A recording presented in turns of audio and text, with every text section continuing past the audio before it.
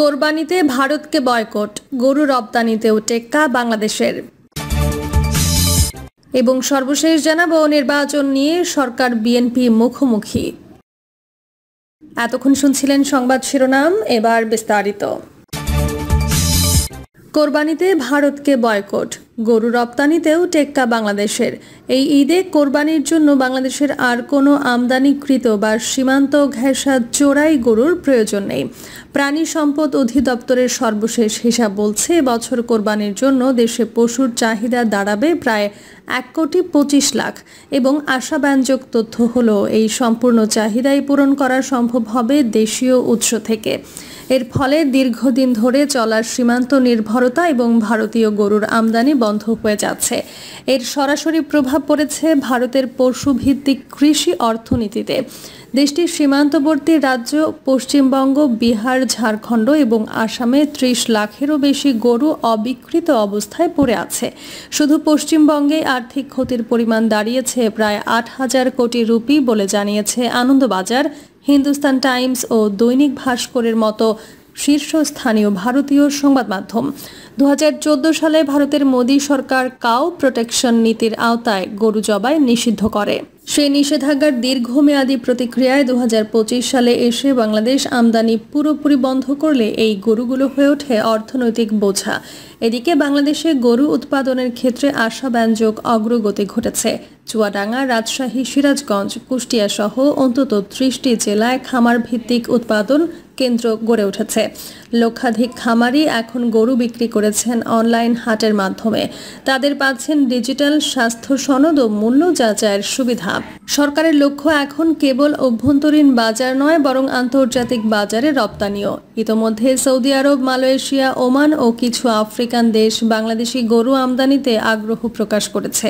চট্টগ্রাম বন্দরে 2টি আন্তর্জাতিক গরু রপ্তানি চুক্তিও সই হয়েছে। সরকারি পরিকল্পনা অনুযায়ী 2026 সালের মধ্যে বাংলাদেশ দক্ষিণ এশিয়ার শীর্ষ গরু রপ্তানিকারক দেশে পরিণত হতে চায়। জাতিসংঘের খাদ্য ও কৃষি সংস্থা এবং আন্তর্জাতিক পশু স্বাস্থ্য সংস্থা আশাবাদ ব্যক্ত করেছে বাংলাদেশ এই গতিতে এগোলে 2027 সালের মধ্যে গবাদি পশু খাত থেকে $500 মিলিয়ন আয় করতে পারবে। বাংলাদেশ ইতোমধ্যেই চীন, মালয়েশিয়া ও ওমানের সঙ্গে হালাল মাংস প্রক্রিয়াজাতকরণ সংক্রান্ত চুক্তির কথাবার্তা শুরু করেছে।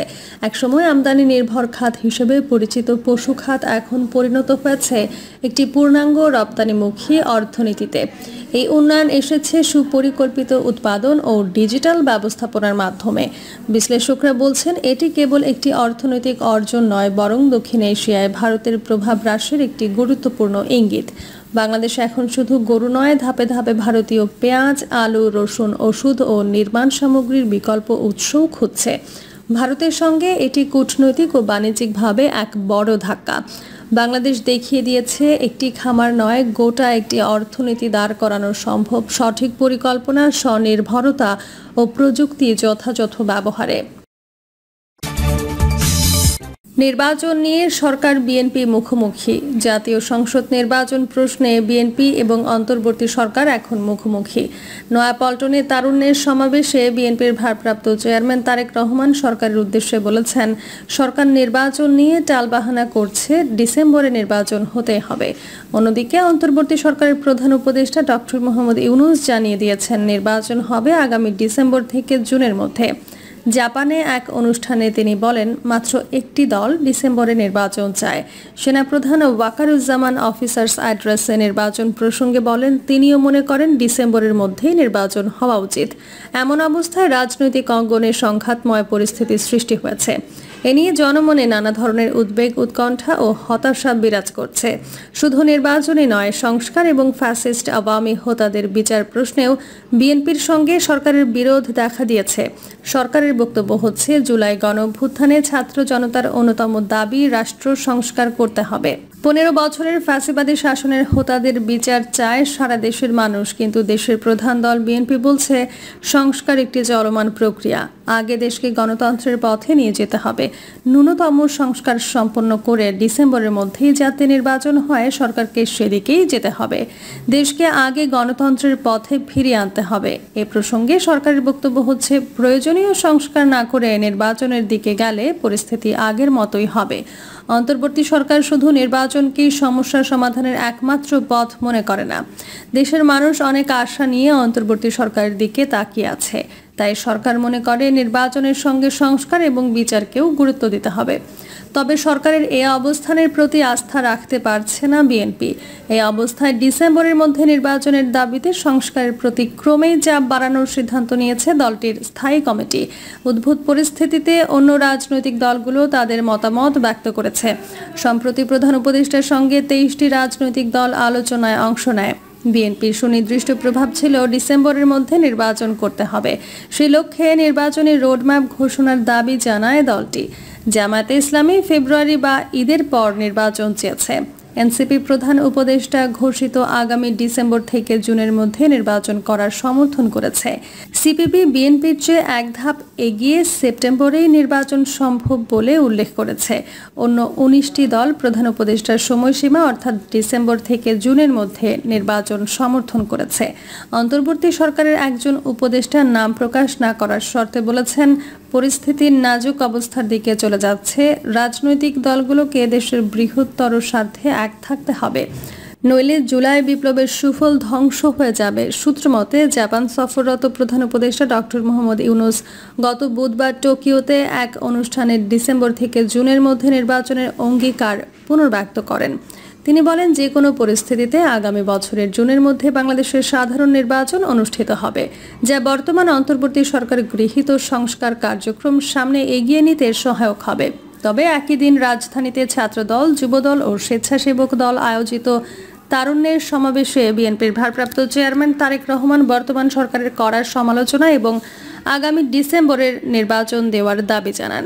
তিনি বলেন, আগামী ডিসেম্বরের মধ্যে জাতীয় সংসদ নির্বাচন হতেই হবে। তিনি আরও বলেন, আগামী জাতীয় নির্বাচন অনুষ্ঠান নিয়ে মনে হয় এরই ভেতরে টালবাহানা শুরু হয়েছে বা চলছে।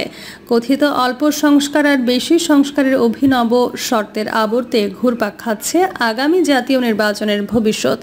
10 মাস পর হয়ে গেলেও সরকার এখন পর্যন্ত নির্বাচনের রোডম্যাপ ঘোষণা করেনি।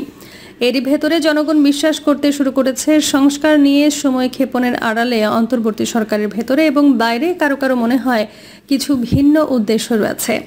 সরকার দলীয় নেতাকর্মী এবং দেশবাসীকে নির্বাচনের প্রস্তুতি নেওয়ার কথাও বলেন তিনি। রাজনৈতিক দলগুলোকে প্রতিপক্ষ বানাবেন না উল্লেখ করে তারেক রহমান বলেন, নিরপেক্ষতা এবং বিশ্বাসযোগ্যতায় অন্তর্বর্তী সরকারের প্রধান পুঁজি। তাই তাদের প্রতি আমাদের আহ্বান থাকবে, তাদের প্রতি আমাদের পরামর্শ থাকবে। জনগণের বিশ্বাস ও ভালোবাসা নষ্ট হয় অন্তর্বর্তীকালীন সরকারের এমন কোনো পদক্ষেপ নেওয়া ঠিক হবে না। একই অনুষ্ঠানে বিএনপির স্থায়ী কমিটির সদস্য সালাউদ্দিন আহমেদ বলেন, আমরা নির্বাচনের রোডম্যাপ চেয়েছিলাম, আমরা প্রধান উপদেষ্টার পদত্যাগ চাইনি, কিন্তু তিনি পদত্যাগের নাটক করেছেন। আমরা ডিসেম্বরের মধ্যে নির্বাচন চেয়েছি। সরকারের সংস্কার কার্যক্রমের তীব্র সমালোচনা করে দলটির স্থায়ী কমিটির আরেক সদস্য আমির খসরু মাহমুদ চৌধুরী বলেন, নির্বাচন নিয়ে হেলাফেলা চলবে না, টালবাহানা করে নির্বাচনের রোডম্যাপ পেছানোর সুযোগ নেই। সংস্কারের বিষয়ে যদি ঐকমত্য না হয়ে থাকে তবে কান খুলে শুনুন, সেই সংস্কার করবে দেশের জনগণ। নির্বাচনের মাধ্যমে সেই সংস্কার করবে। আপনারা সংস্কার করার কে? এদিকে চিকিৎসার জন্য থাইল্যান্ডে অবস্থানরত বিএনপি মহাসচিব মির্জা ফখরুল ইসলাম আলমগীরও বুধবার সরকারের সমালোচনা করে ফেসবুকে স্ট্যাটাস দিয়েছেন। নিজের ভেরিফাইড ফেসবুক পেজে দেওয়া স্ট্যাটাসে মির্জা ফখরুল বলেন, আমরা একটি রোডম্যাপ চেয়েছিলাম, 10 মাস কেটে গেছে। আপনারা একটি সুনির্দিষ্ট রোডম্যাপ ছাড়া আর সব কিছু নিয়ে কথা বলেছেন। এটা এড়িয়ে যাওয়াটা অন্তর্বর্তী সরকারের সদিচ্ছা নিয়ে গুরুতর প্রশ্নের জন্ম দেয়। আমাদের ভারপ্রাপ্ত চেয়ারম্যান পরিষ্কারভাবে বলেছেন ডিসেম্বরে নির্বাচন হতে হবে। বিএনপি মহাসচিব আরও বলেন, প্রথম দিন থেকে আমরা ডক্টর মোহাম্মদ ইউনূস নেতৃত্বাধীন অন্তর্বর্তী সরকারকে শুধু সমর্থনই করিনি, তাদের সক্রিয়ভাবে সহযোগিতাও করেছি। আমরা সংস্কার বিষয়ক প্রতিটি বৈঠকে অংশ নিয়েছি, আমাদের প্রস্তাব জমা দিয়েছি এবং যেখানেই আমরা দ্বিমত পোষণ করেছি তার পক্ষে স্পষ্ট যুক্তি উপস্থাপন করেছি। আমরা সবসময় জোর দিয়ে বলেছি সংস্কার একটি চলমান প্রক্রিয়া। কোনো দেশেই সংস্কারের নামে সবকিছু থেমে যায় না এবং কোনো গণতান্ত্রিক দেশেই জনগণের সংসদ গঠনের জন্য নির্বাচন আয়োজনের প্রক্রিয়া সংস্কারের জন্য থেমে থাকে না। বিএনপি নেতাদের এসব বক্তব্যের পরদিন গতকাল বৃহস্পতিবার টোকিওতে 30তম নিক্কেই ফোরামের প্রশ্নোত্তর পর্বে ডক্টর মোহাম্মদ ইউনূস দলটিকে ইঙ্গিত করে বলেন, চলতি বছরের ডিসেম্বরে নির্বাচন সব দল নয়, কেবল একটি দল চায়। এই সময় নিজের কোনো রাজনৈতিক অভিলাষ নেই উল্লেখ করে তিনি বলেন, নির্বাচনের মাধ্যমে একটি নির্বাচিত রাজনৈতিক সরকারের কাছে ক্ষমতা হস্তান্তর করবেন। ডিসেম্বরে নির্বাচন হলে সংস্কার তাড়াহুড়া হবে উল্লেখ করে ডক্টর ইউনূস বলেন, অন্তর্বর্তী সরকার নির্বাচনের প্রস্তুতি নিচ্ছে। ডিসেম্বরে নির্বাচন একটি দলই চায়, আর 6 মাস বেশি পাওয়া গেলে প্রয়োজনীয় সংস্কারগুলো আরও অর্থবহ হবে। ওই অনুষ্ঠানে তিনি জুলাই অভ্যুত্থান এবং রোহিঙ্গা সমস্যা সহ নতুন বাংলাদেশ গড়ার স্বপ্ন তুলে ধরে জাপান সহ এশিয়ার দেশগুলোর সহযোগিতা চান। প্রিয় দর্শক, এই ছিল এখনকার সর্বশেষ সংবাদ। আপডেট সব সংবাদ পেতে চ্যানেলটি সাবস্ক্রাইব করে বেল আইকনটি ক্লিক করে রাখুন।